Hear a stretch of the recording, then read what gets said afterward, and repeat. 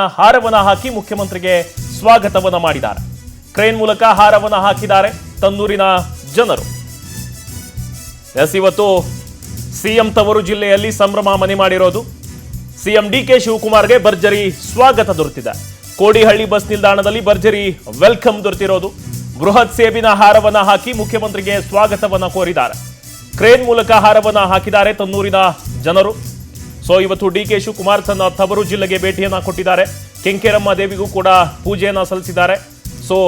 ಅಲ್ಲಿನ ಜನಕ್ಕೆ ಇವತ್ತು ತಮ್ಮ ಮನೆ ಮಗ ಸಿಎಂ ಆದಂತಹ ಖುಷಿ ಮನೆ ಮಾಡಿರೋದು.